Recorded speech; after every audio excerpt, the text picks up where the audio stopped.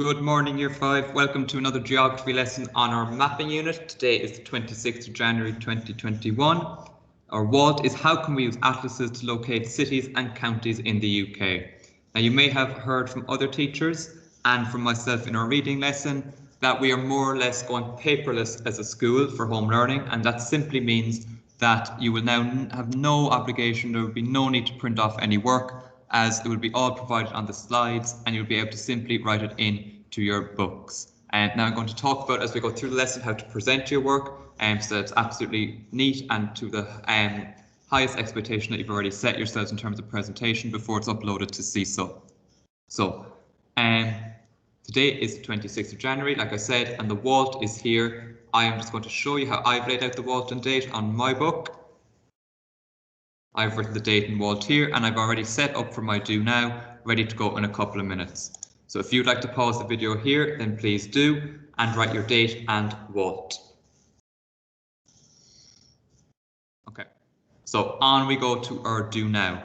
Now, as you can see up here, there is a pause sign, and like I said in my reading video as well, that the pause sign means you will have to pause on this slide at some point to complete it. So I know a lot of you were printing out the do nows, and that was really great to see. But we're just going to go paperless from now on. So once again, I will show you my visualizer. I have my do now, and I'm going to write 1, 2, 3, 4 along the sides, 5, sorry. And then you will be able to complete it just by writing in the answer.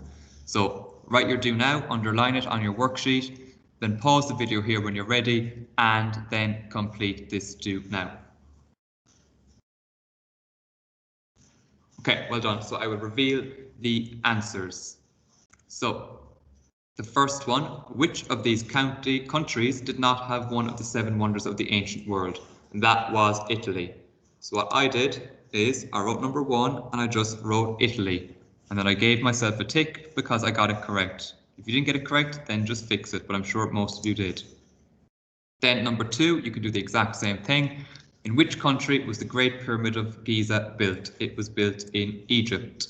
So well done if you got that. Number 3, what does OS stand for in the term OS Maps? It means Ordnance Survey. So well done. Number 4, what was the Viking trading ship called? It was called a nar, or they were called nars. And finally, the map symbols, nice easy one here, that's a castle. We did this one before, it was public toilets. P for parking, and this one's a little bit tricky, but it means a petrol station. So if you need an extra couple of seconds to mark your work, then just pause the video here. Otherwise, we're going to move on with our lesson. Now, a really important part of mapping is understanding the points on a compass. And just like Zoe in our narrative about Floodland, she uses a compass a lot, and she uses her cardinal points to be able to guide her from Norwich to Eels Island. So cardinal points are the 4 main points of a compass. My turn, cardinal points. Your turn. Good. So cardinal point is simply the points that say north, east, south, and west. N for north, E for east, S for south, W for west. They are the main points on a compass. Then there are also points between a compass. They are called intermediate points. So an intermediate point are the ones that come between the main cardinal points. So you have NW, NE, SE, SW, and that means northeast because it comes between north and east, southeast because it comes between south and east, SW, southwest between south and west, and NW because it's between north and west. Now you will notice that it begins with N or S, and that's because N or S, north and south, dictate what comes first.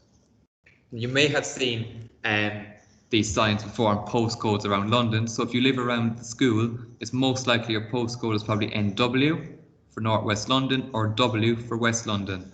If you've been to South London, you may see SE a lot for the postcodes of South East London, and also SW. You may recognise the postcode SW19 if you like tennis, as that's a very famous postcode that represents Wimbledon Tennis Stadium. Okay, so there we have our cardinal points and our intermediate points, and they help us to describe the relationship between 2 places on a map. And that's what we are going to do right now. So here I have a map of Liverpool City, just on the outer regions of the city. And I am going to model 2 statements based on this map using my cardinal points and my intermediate points. So as I can see here, I'm going to firstly talk about Anfield. So Anfield is here, and I could say that Anfield is north of Everton. Because Anfield is north of Everton, Everton is below it on the map. Anfield is north of Everton. I could flip that sentence and say Everton is south of Anfield. So that was me using a cardinal point. Now, in a moment, you're going to have a go on your own, choosing 2 locations to talk about, but I'm going to do one more just before that. So I'm now going to discuss the University of Liverpool. I must find the University of Liverpool. Here we go. Here is the University of Liverpool, and this time I am going to use my intermediate points to help me. Band 3 especially, try and discuss using intermediate points and not just cardinal points, as they will develop your answer further and it will be far more accurate. So I have the University of Liverpool here. I'm looking around. I'm going to compare it in relation to the Nadler Liverpool Hotel. The University of Liverpool is here, and the Nadler Liverpool Hotel is down here. So I can say that the University of Liverpool is northeast of the Nadler Liverpool Hotel. As you can see, if I use my cardinal map, that is how the University of Liverpool looks in comparison to the Nadler Liverpool Hotel. Up here, Anfield was north of Everton. So there are 2 statements I wrote, and in a moment you're going to pause the video and do exactly that yourself using other locations on this map of Liverpool. So before you do that, I'm just going to show you how I laid it out. So there was my do now. I then wrote my subtitle cardinal points, as that is my task for the moment. I wrote Anfield is north of Everton as statement 1, and as statement 2 I wrote the University of Liverpool is northeast of the Nadler Liverpool Hotel. So, like I spoke about earlier, I'm talking about layout using the Dayton wall, underlining your do now and completing it, underlining your activity and completing it as well. So that's how I've done it. I've modelled 2 on the PowerPoint. You now need to press pause on your video and do 2 statements as well into your book for myself and the other teachers to have a look at later on Seesaw. So off you go, pause the video here and unpause when you're ready.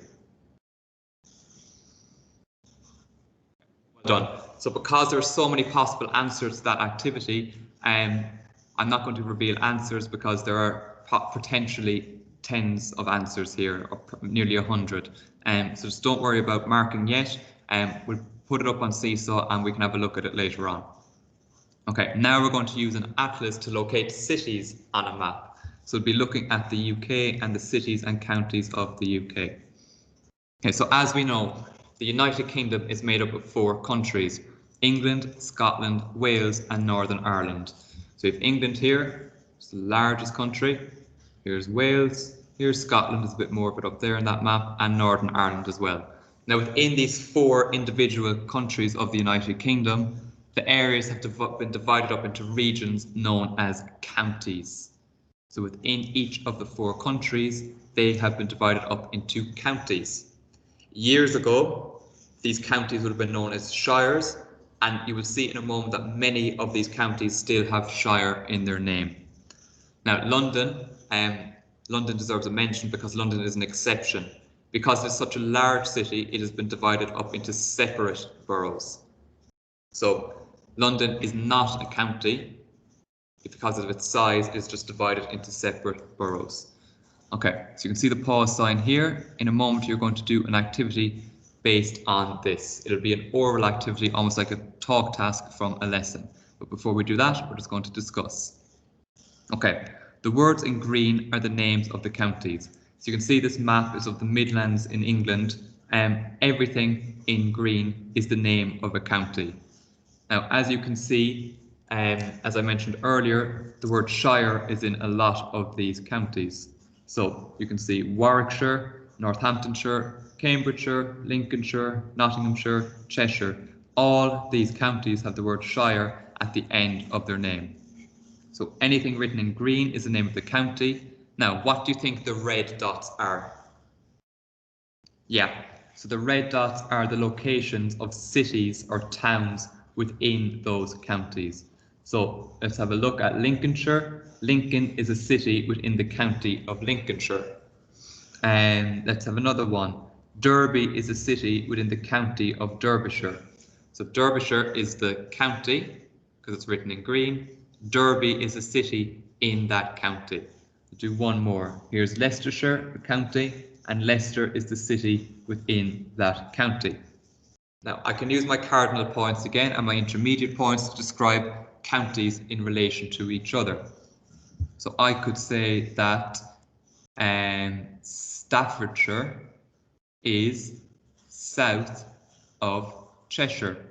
Or if I wanted to be more specific, I could say Staffordshire is southeast of Cheshire.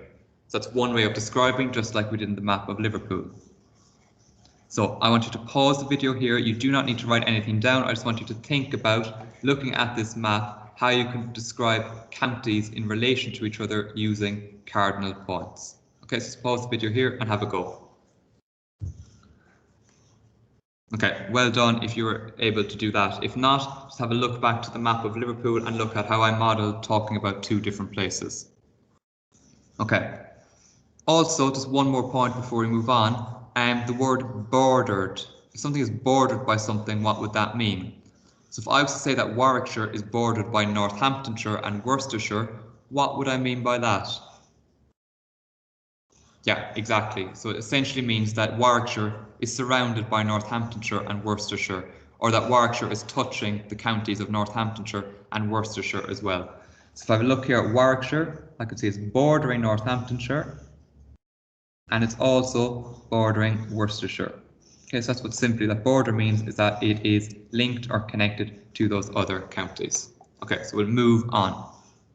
Okay, you are now going to practice using your knowledge of that what is written in green is a county and what is written next to a red dot is a city. So you will name a county that begins with N, you will name a county that begins with L, and then you will use your cardinal points here and your intermediate points to describe Herefordshire in relation to Shropshire and Warwickshire in relation to the West Midlands. So you will have to find Herefordshire and Shropshire on the map and use cardinal points to talk about the relationship between the two places. And the exact same, you need to find Warwickshire on the map and describe it in relation to the West Midlands. So pause the video here in a second and lay out your work just like I have done here. So practice time 1 is my subtitle, and then you can go and write your answers there. So back to the PowerPoint, press pause and have a go at those 4.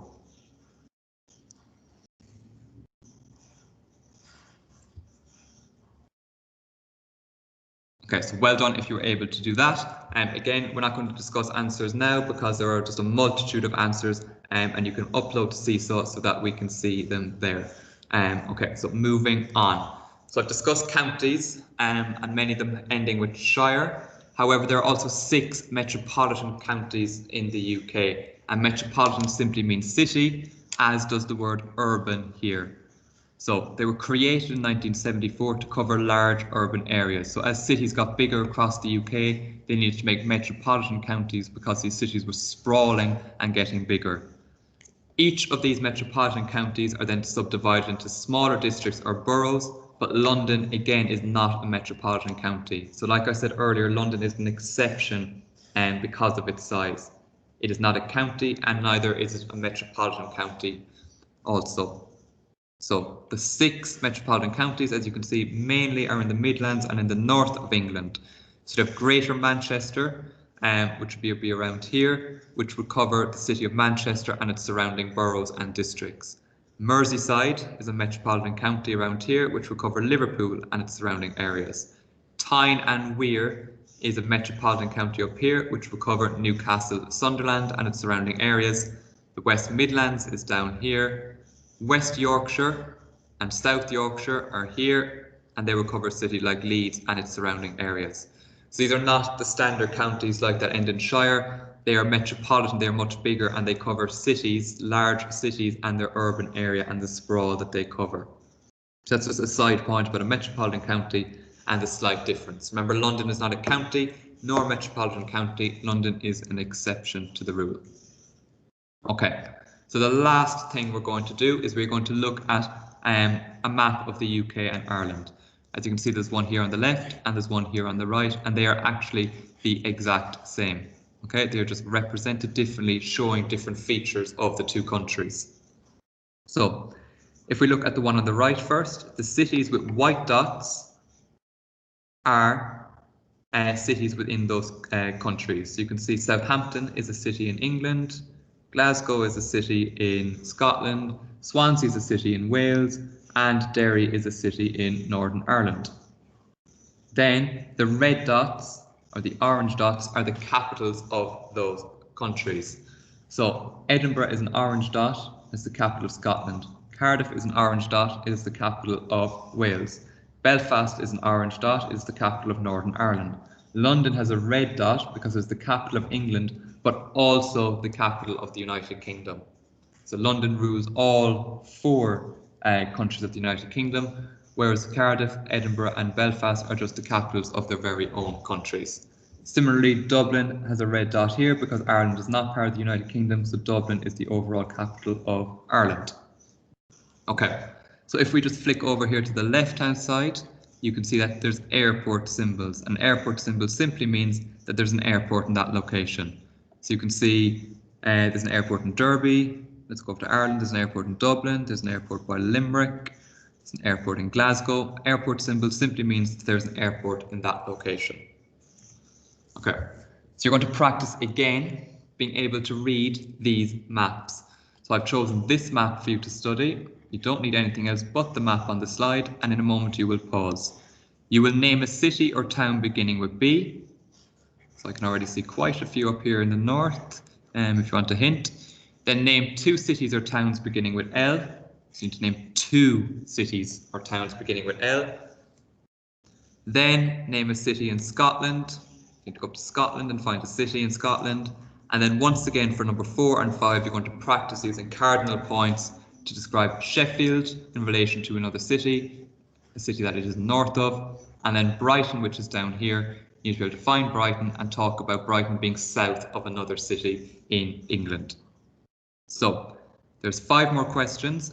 I will just show you how to lay it out once more. I won't be doing this every week, just until we get used to it. So just a quick recap: date and what underlined, do now underlined and completed, and ticked and fixed. Cardinal points underlined and completed with 2 statements. First practice time, you've done it. Second practice time is what you're going to do now. 5 things to find, using this map. So just lay it out like this before you post it to Seesaw. So here's the map, here's the questions. All you need is this slide. So in a second, pause it, and we'll go through the answers on Seesaw. But thank you for listening. Enjoy the remaining activity. Pause here, and I will talk to you later on. Thank you.